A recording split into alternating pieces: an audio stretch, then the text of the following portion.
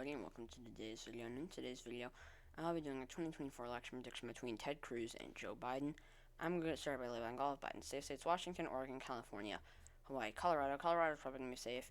Cruz doesn't have the appeal to Hispanic and Latino voters. I don't see him doing well enough in the suburbs, as well as getting the rural turnout needed. Cruz's safe states: Utah, Idaho, Wyoming, Montana, North Dakota, South Dakota, Nebraska's at large. Third districts: Oklahoma, Louisiana, Arkansas, Missouri, Indiana, Kentucky, West Virginia, Tennessee, Mississippi, Alabama, Mississippi, and that is it. I mean, like Montana. If Trump was able to carry it safe against Biden, I don't see Cruz not being able to. For Biden's likely states, he gets New Mexico, Nebraska second, Minnesota, Maine at large, New Hampshire, and Virginia.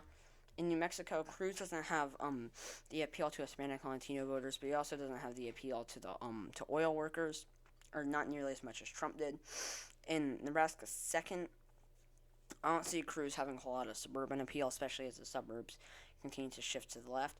Minnesota, he's not going to do very well in the Minneapolis area, and he's also not going to get as much support from the working class. If Trump wasn't able to carry it or if Trump lost it by a likely margin, Cruz definitely will.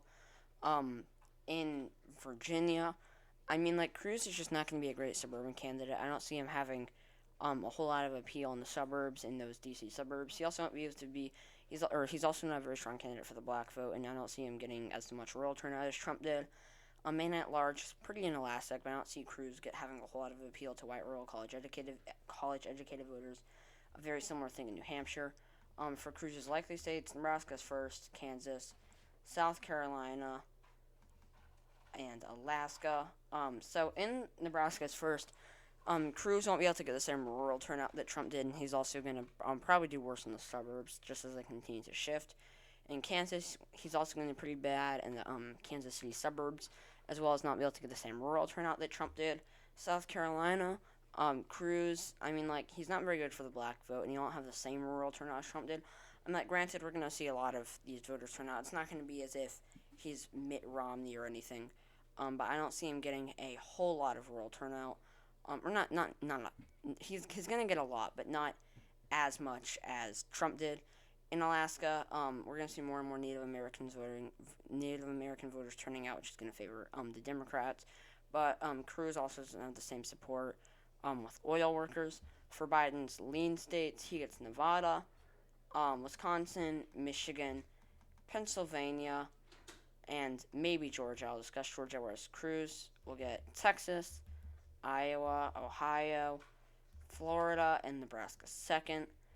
So in Nevada, Cruz won't be able to take the same rural turnout that Trump did, and he's also weaker for the Hispanic and Latino vote than Trump, as well as the suburbs, which are already very blue. They're not really going to continue. They may continue to shift, but they're already very blue. So we're probably going to see Biden carry it by like 4%. Across the entire Rust Belt, Cruz isn't great for the black vote. We could see a lot of anti-Cruz turnout, not as much as anti-Trump turnout though. But Biden's overall pretty good for the black vote. But Cruz just doesn't have the same working class appeal that Trump did. I just see him not, like, I see him trying to replicate it, trying to get that same populist, Trumpist appeal. And I see him getting enough that they're all going to be lean, but not enough to actually carry them. Wisconsin could be tilt. I think we're just going to see a lot of the working class in some of these states just not turning out. The ones that do turn out are probably going to favor Biden. Or favor Biden more. He's going to get a net gain among them. That's probably the most likely scenario. In Georgia, Cruz won't be able to get the same rural turnout. He's not very good with the black vote. Probably won't do very well in Atlanta. He's going to do pretty poorly in Atlanta's suburbs. It's probably going to end up being like D+2. Maybe D+1.5. For Cruz's lean states in Texas, he's not going to be able to get the same rural turnout as Trump. He's also going to do pretty bad with the Hispanic and Latino vote, as well as the suburbs are going to continue to push it to the left. Iowa, Ohio, Maine second. All these states, I don't see Cruz getting the same appeal that Trump did. I don't see him having that populist appeal. I don't see him getting the same turnout that Trump did. I see a lot of these voters, all of these Obama to Trump voters not turning out, but I see Biden probably getting a net gain among them. And that's the same for Iowa, Ohio, and Maine second. They're all kind of similar, which is, it's kind of strange. In Florida, strange how they vote and how they have voted in recent years. In Florida, I mean, like, Cruz doesn't have the support with the Hispanic Latino vote that Trump did, and the suburbs are going to continue to push it to the left. So we're probably going to end up seeing Cruz carry it by like 1%, as opposed to 3.4. For Biden's tilt states, he gets Arizona, whereas Cruz will get in North Carolina. In Arizona, I don't see Cruz getting a whole lot of support from Hispanic and Latino voters. But I could see him doing slightly better in the suburbs. I could see him getting more traditional conservative. I could see him having more appeal to traditional conservatives who didn't like Trump. I think that's definitely a possibility, and it's probably the most likely scenario that he does. So it's probably this year we're probably going to cancel each other out, but we're probably not cancel each other out. We're probably going to see a net gain for Biden. We're probably going to see Biden carry it by like 0.7, 0.8%. And then in North Carolina, Cruz, he's not going to get the same rural turnout. It's not going to be awful, but he's not going to be able to get the same rural turnout.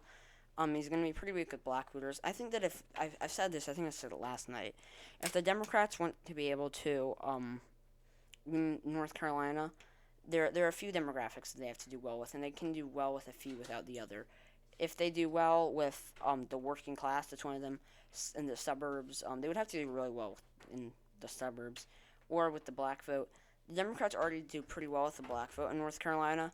I think that we would have to see a candidate that's very strong for the black vote. Biden's slightly above average, and I just don't see him being able to do it. I also don't see him having enough support from the working class. I see him having average support, and I see him being slightly above average in the suburbs. So I don't see him being phenomenal in a lot of these areas, and I think that Cruz narrowly hangs on to it. So yeah, thank you so much for watching this video. If you enjoyed it, please leave a like below. Stay tuned for my next video tomorrow. Subscribe to my channel if you haven't already, and I'll see you all tomorrow. Bye.